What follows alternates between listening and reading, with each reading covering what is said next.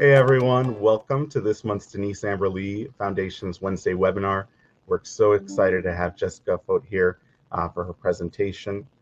Following the webinar, we will be sending out a certificate and a link to the replay, and we will also be uploading the webinar to our YouTube account for easy access. For those of you that are joining us for the first time, welcome.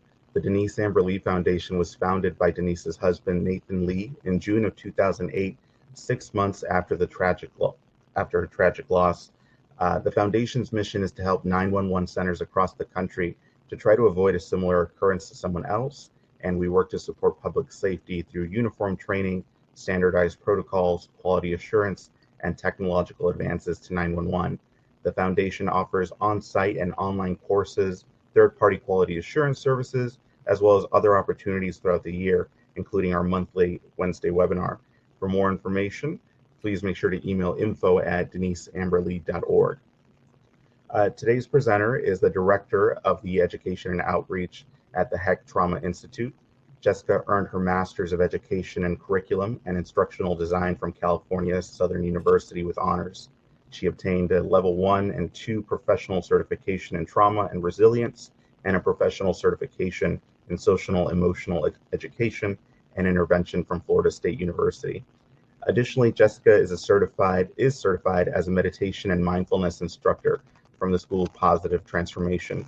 She is currently enrolled in a graduate certificate program in psychology at California Southern University. Jessica is also an Army veteran with a strong background in leadership development, strategic planning, project management, and mentorship training. She began her career in government and nonprofit sector, working with At Promise Youth in tandem with various government agencies and local school districts. Jessica implements a collaborative approach to recognizing and providing services to meet community-driven needs. She utilizes her instructional and curriculum design experience to ensure that the Heck Trauma Institute provides enhanced education and training services to those affected by trauma. So we're very happy to have her here today. And without further ado, I'll go ahead and turn it over to Jessica. Thank you so much, and it's my honor to be here. I am going to go ahead and start screen sharing. 1 second.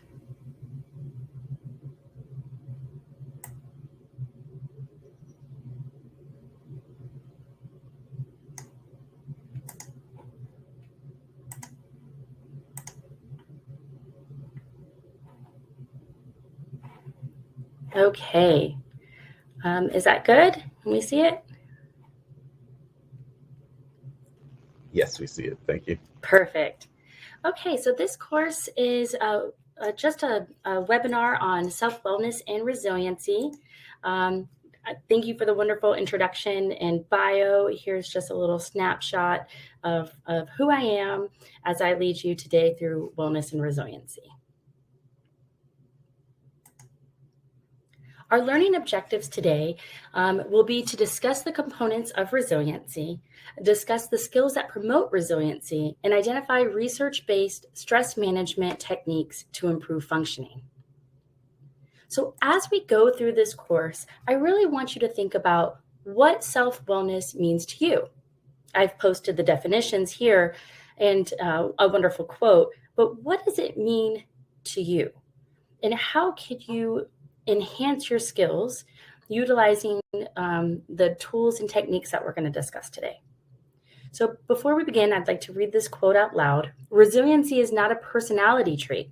It is a process of adaptation that is facilitated by the presence of a number of skills and characteristics. It exists on a spectrum, and individuals can improve their resilience across the lifespan. So I am not a doctor, but I am going to go ahead and show you just how much stress affects the body. And I want you to keep this in the back of your mind as we go through this webinar. It affects almost everything, from inside to outside. Our emotional state, our ability to sleep, even our reproductive system.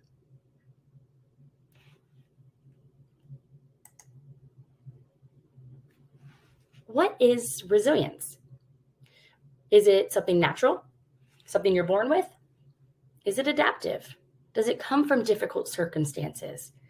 Is it, you go through tough time after tough time and you just enhance your grit? How do you restore it?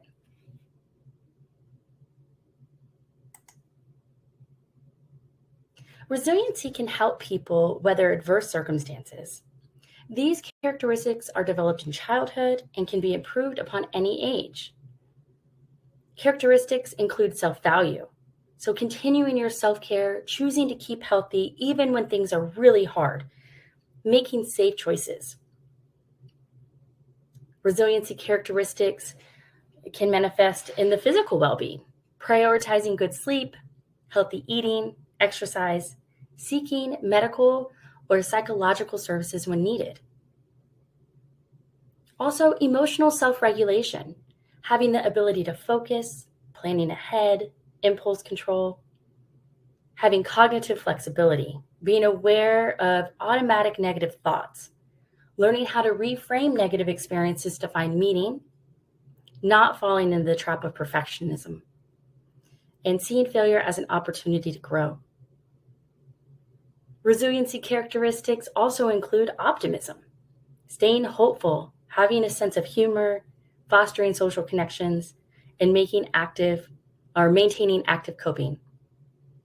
Active coping, seeking out resources, actively engaging in healthy responses to stress, task-oriented coping, attending counseling, positive hobbies, engaging in arts.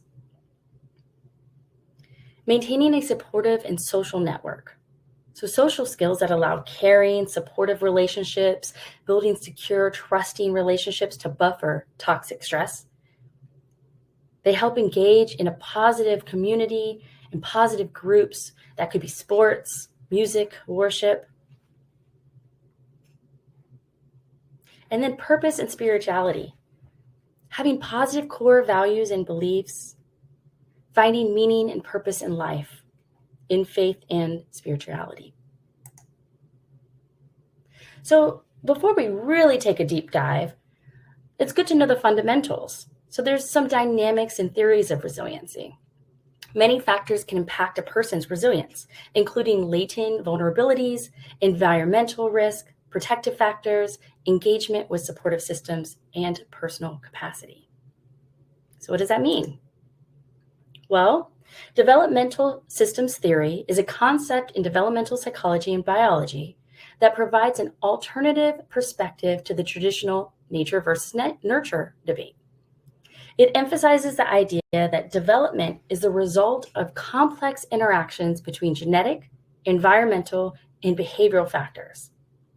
The development systems theory challenges simplistic views of development and promotes a more comprehensive understanding of how individuals grow and change over time.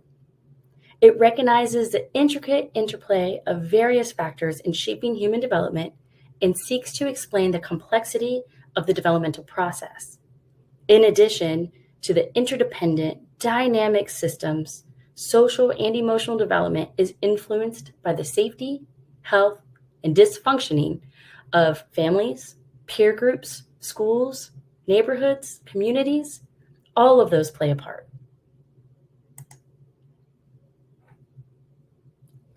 What do I mean by personal capacity?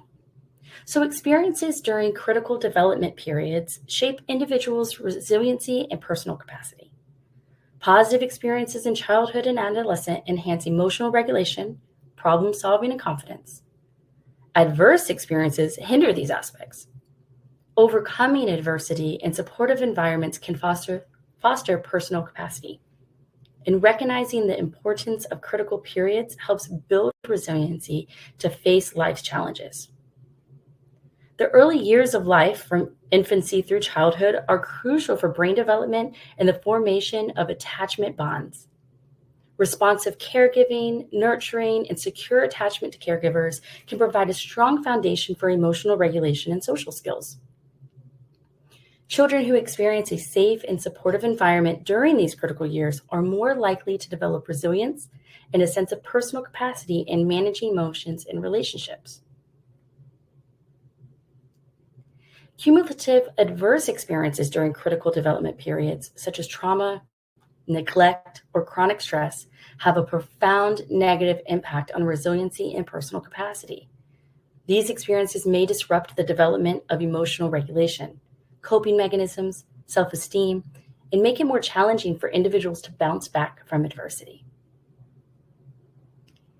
Cumulative experiences in supportive environments such as families, schools, and communities can foster the development of personal capacity.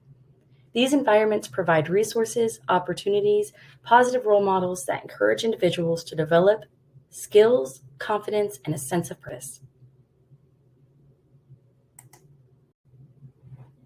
Latent vulnerability theory. This is a concept in psychology and resiliency studies that suggests individuals may have underlying vulnerabilities or susceptibilities that become apparent or latent when they encounter significant stressors or adverse life events. These vulnerabilities are not always evident in everyday life, but can manifest when a person faces a crisis or challenging situation. This theory highlights that even individuals who appear resilient in normal circumstances may struggle when confronted with extraordinary stressors. Latent vulnerabilities can be related to psychological, social, or environmental factors and may be influenced by individuals' past experiences, upbringing, or genetic predispositions. Understanding latent vulnerability can be valuable for mental health professionals and researchers as it emphasizes the importance of assessing and addressing these hidden vulnerabilities when working with individuals who have experienced trauma or extreme stress. It also underscores the idea that resilience is not solely determined on the factors that may only be apparent under specific circumstances.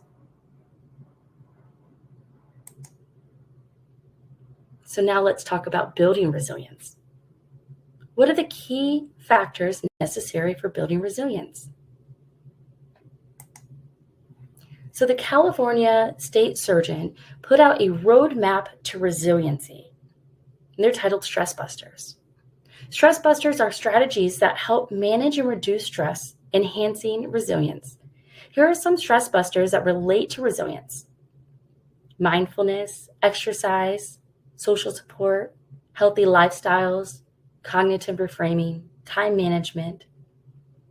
We're going to take a deep dive into each of these.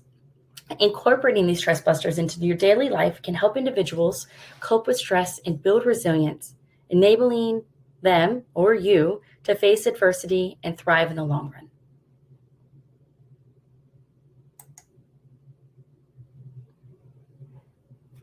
Supportive relationships are crucial for building resilience.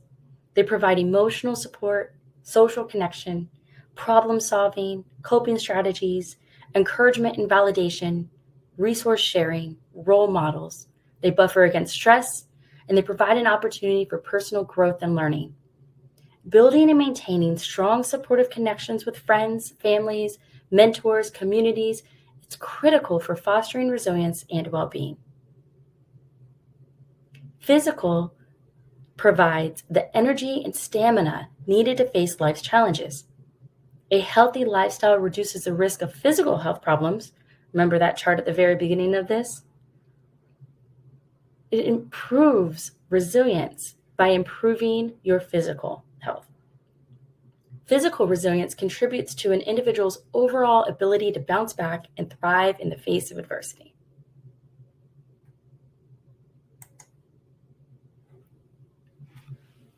Quality sleep. It's essential for reducing stress. During deep sleep, the body and mind undergo crucial processes for recovering and relaxation. Adequate sleep helps reduce the psychological and sociological effects of stress, making individuals better equipped to handle challenging situations. Sleep is closely linked to emotional regulation. So getting enough sleep enhances mood stability and emotional resilience. It helps individuals manage negative emotions and react more calmly and rationally to stressors. Quality sleep is crucial for cognitive functioning, including memory, problem solving, and decision making. When well rested, individuals can clearly find solutions to problems and adapt to changing circumstances effectively. Sleep is essential for physical health and overall well-being. It supports the immune system, reduces the risk of chronic illnesses, and contributes to physical resilience. And as I mentioned, good physical health is a foundation for resilience. So quality sleep, it promotes physical and mental recovery.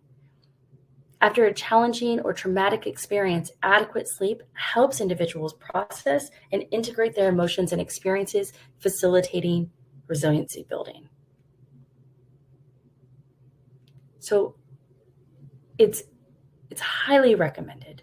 And although we can talk about night terrors, we could talk about PTSI, PTSD, but when you experience a traumatic event or a high level of stress, prioritizing sleep, utilizing research-based techniques to make sure that you are getting adequate sleep after those events really truly will help enhance your resiliency to overcome that trauma. So we all have probably felt this before. Sleep deprivation, it can lead to negative thinking patterns, reduced optimism. When on the opposite side, when you get quality sleep, it contributes to more positive outlook on life, fostering hope and the belief in one's ability to overcome adversity. I spend a lot of time on sleep, mainly because I can't stress the importance of sleep enough.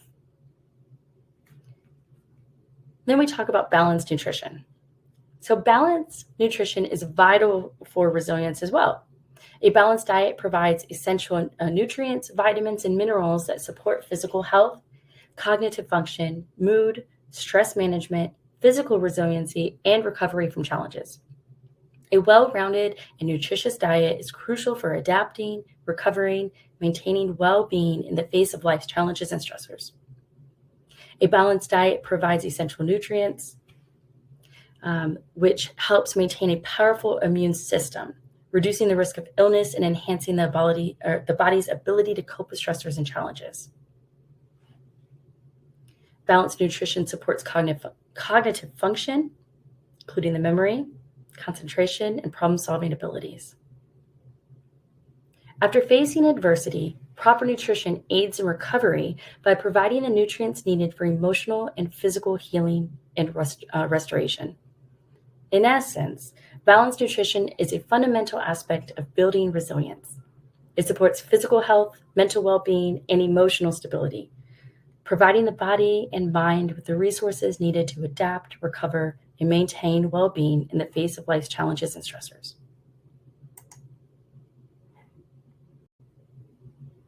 Mindfulness.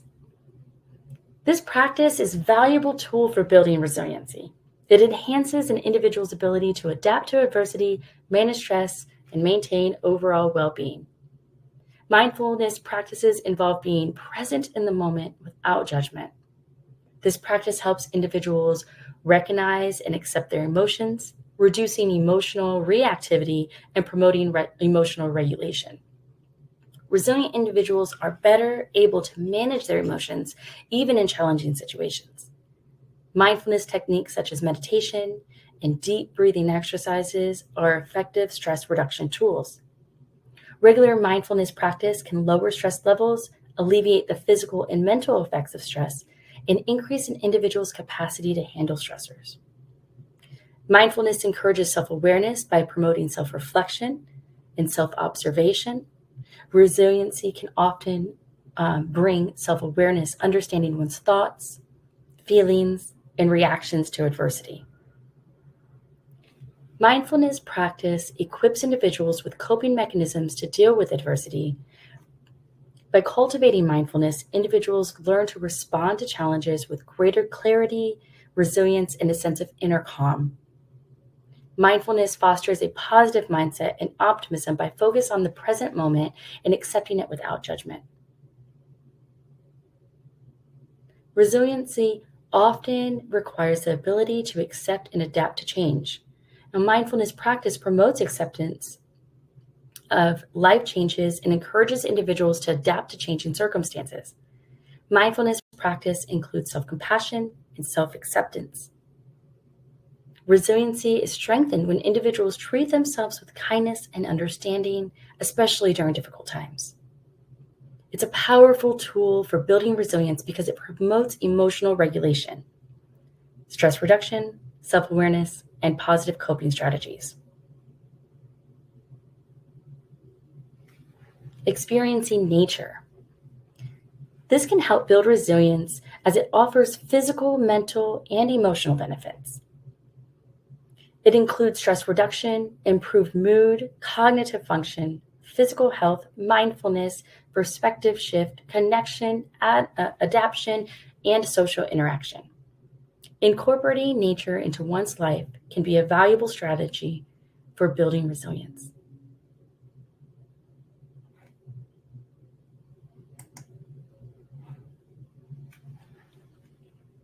Mental health care.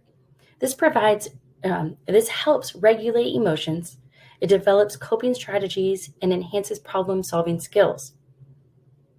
Mental health care also supports adaptability, positive outlook, self-esteem, social relationships, stress management, and the ability to seek help.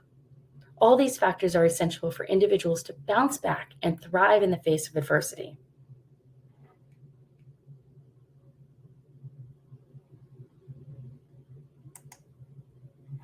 Now that I've gone over the stress busters and how they help enhance resiliency, I want to talk about a strength-based approach. And this is something that you can use. And I highly recommend you just give this a try.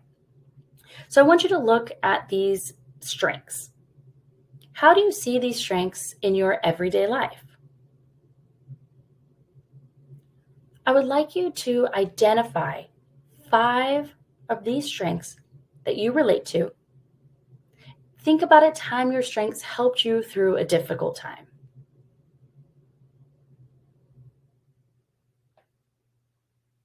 Now I am going to give you a little bit of homework.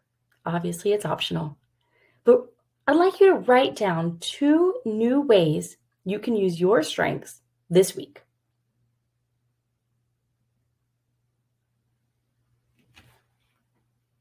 Two new ways that you can use your strengths this week.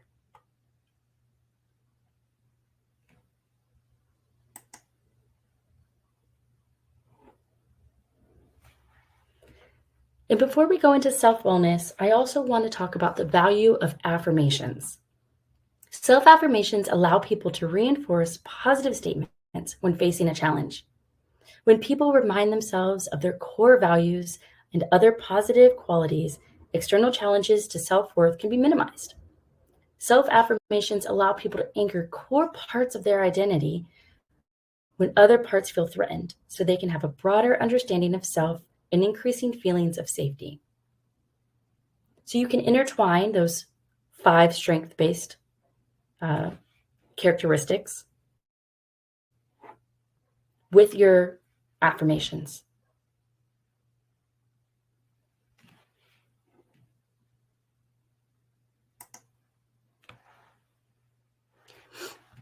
Now, what is self-wellness? It looks different for everyone. What does self-wellness look like for you?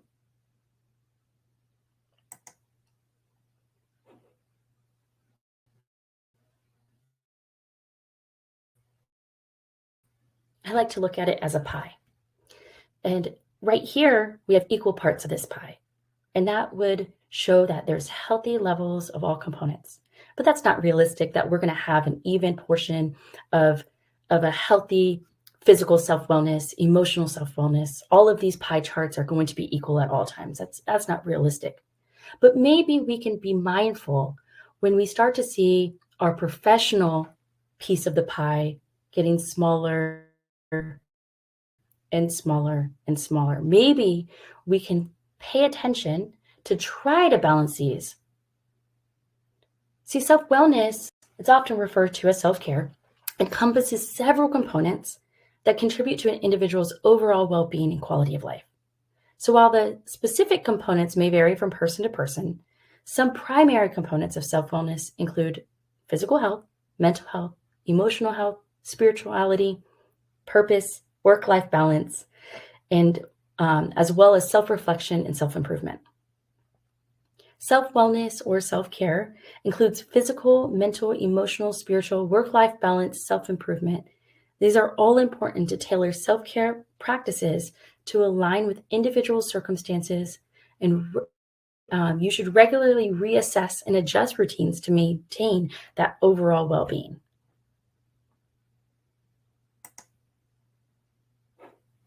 Emotional self-wellness is the ability to manage and nurture your emotions. It encompasses emotional awareness, regulation, stress management, self-compassion, healthy coping mechanisms, resilience, communication, boundaries, emotional intelligence, and the ability to seek help. It requires ongoing self-awareness and practice to cultivate a positive and balanced emotional state, which impacts your overall well-being. The intentional and holistic practice of taking care of oneself in various aspects of life to promote overall well-being and quality of life is known as personal self-wellness. This encompasses the range of self-care practices and activity that nurture in enjoyable activities and hobbies that provide relaxation, stress relief, and a sense of fulfillment is essential for leisure and recreation.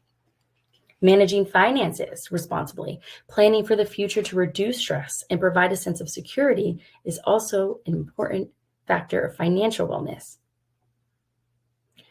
Regularly assessing personal goals, values, progress towards personal growth and development is necessary for self-reflection and self-improvement. Personal self-wellness is a unique journey for each person, and the specific practices and priorities can vary. It involves self-awareness, self-compassion, and making choices that align with one's unique needs and circumstances. Regularly evaluating and adjusting self-care routine is essential for maintaining and enhancing personal wellness.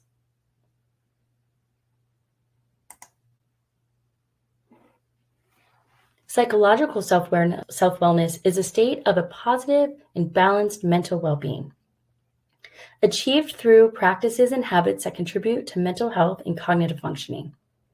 It's the ability to recognize, understand, and manage emotions effectively, including coping with stress, anxiety, and other emotional challenges. It's developing the capacity to bounce back from setbacks, adapt to adversity, and maintain a positive outlook even in challenging circumstances. It's being aware of one's thoughts, feelings, behaviors, understanding how they affect one's overall mental state and well-being. It's developing healthy and effective coping mechanisms to deal with stressors, life challenges, and difficult emotions. It's cultivating a positive outlook on life, focusing on solutions rather than problems, and fostering optimism and hope. Building a healthy sense of self-worth and self-acceptance, which involves countering self-criticism and negative self-talk. It's practicing mindfulness techniques and meditation to increase awareness in the present moment, reduce stress, and enhance mental clarity. It's developing the ability to understand and navigate social relationships, as well as emphasize with others' emotions. It's recognizing when professional support, such as therapy or counseling, is needed and seeking it as a proactive step to address psychological challenges. What does spiritual self-wellness mean? Well, this refers to an individual's personal well-being related to their sense of spirituality, purpose, and connection to something greater than themselves. It involves nurturing and developing one's spiritual beliefs and practices to find meaning, fulfillment, and inner peace. It's developing personal, spiritual, or philosophical beliefs that provide a framework for understanding the meaning and purpose to life. It's recognizing the interconnectedness of all living things and finding a sense of awe and wonder in the natural world. It's cultivating mindfulness and being fully present in the moment to develop a deeper connection to one's inner self and the world around them. It's participating in spiritual or religious communities and rituals that provide a sense of belonging, support, and shared values. It's aligning one's actions and decisions with their spiritual values and ethical principles, and it's cultivating a sense of inner peace, contentment, and acceptance of life's challenges through spiritual practices. Spiritual self-wellness is a deeply personal and individualized journey. It does not necessarily involve adherence to a particular religion or a set of beliefs, but rather it centers on one's inner exploration and the development of self-connection, purpose, and inner peace.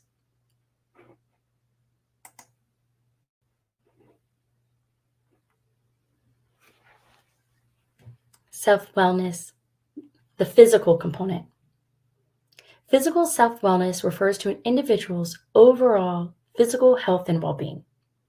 It encompasses various aspects of physical health, lifestyle choices, and habits that maintain or improve one's bodily condition and quality of life. Physical self-wellness is engaging in physical activity to maintain cardiovascular fitness, muscular strength, flexibility, and overall physical health. Staying adequately hydrated by drinking an appropriate amount of water to support bodily function and maintain optimal health. Attending regular medical checkups, screening, monitor, and maintain physical health, detect health issues early, and receive appropriate medical advice and treatment.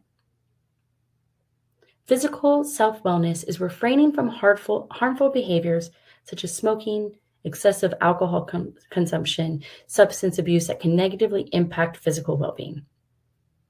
It's taking precautions to ensure physical safety, such as wearing seatbelts, using helmets, and following safety guidelines in various activities. It's paying attention to physical comfort and the ergonomics in daily life to prevent discomfort, injury, and strain. It's achieving and maintaining a healthy body weight through a combination of diet and exercise. It's practicing good personal hygiene, regular bathing, dental care, skin care to improve the overall physical well-being. Professional self-care. Professional self-wellness refers to an individual's state of well-being and satisfaction in their professional life. It encompasses various aspects related to work and career that contribute to a sense of fulfillment. It provides balance and overall happiness. It's feeling content and fulfilled in one's current job or career path, which may include finding meaning and purpose in the work being done. It's striking a healthy equilibrium between work responsibilities and personal life to prevent burnout and maintain overall well-being. It's continuously pursuing opportunities for professional growth, skill development, and career enhancement. It's managing work tasks efficiently to reduce stress and maximize productivity, which can lead to a better work-life balance. It's working in a supportive, respectful, and inclusive workplace that values and promotes well-being and mental health. Professional self-wellness is cultivating positive relationships with colleagues, supervisors, and clients, contributing to a more pleasant and collaborative work environment. It's establishing and maintaining appropriate boundaries to prevent work-related stress and maintain personal well-being. It's developing coping strategies to manage work-related stressors effectively and prevent their negative impact on the physical and mental health. It's engaging in workplace wellness initiatives and programs that promote physical health, mental well-being, and stress reduction. It's also establishing professional goals, both short-term and long-term, and working toward them to maintain a sense of purpose and accomplishment in one's career. Professional self-wellness is crucial for maintaining overall life satisfaction and mental health. By cautiously and consciously Managing various aspects of one's work and career, individuals can create a fulfilling and balanced professional life.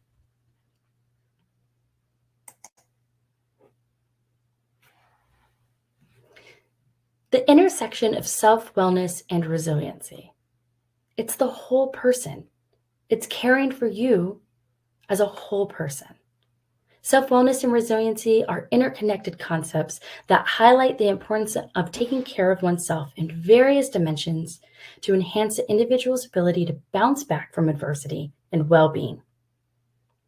Prioritizing self-care, emotional and mental wellness, social support, a positive mindset, adaptability and coping skills, self-awareness, physical and mental well-being, and a balanced and healthy lifestyle are essential components for both self-wellness and resiliency. By practicing these components, individuals can build a strong foundation for resilience and maintain well-being in the face of life's challenges.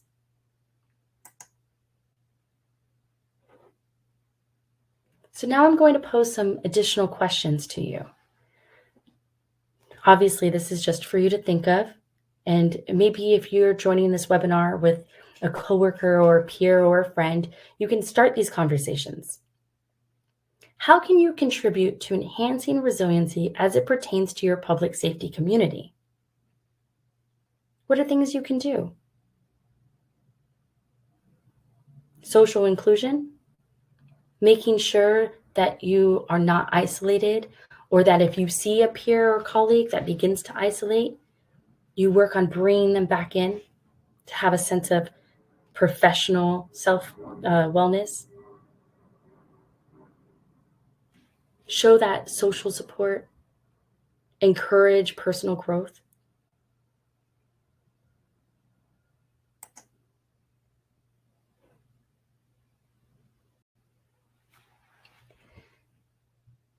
Really, truly, I think the most important thing we can do is to break the stigma of mental health within public safety and break the old mindset of toughen up and carry on. Start to share and validate your positive experiences and also those hardships.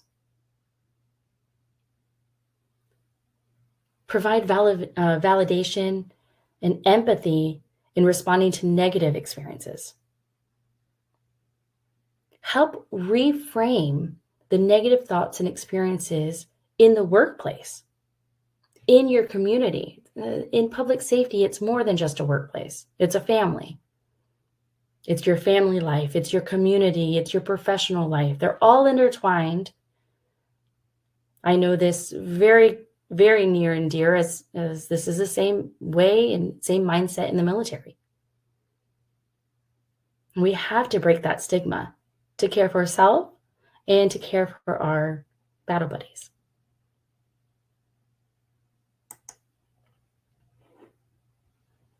So I'm going to leave you with this quote. You cannot control the wind and the tides. You can just adjust your sails. I hope that you've found this webinar helpful. If you want to get in touch with me, you can do that by contacting the hti.org. My email is jfoat, F-O-A-T, at the hti.org.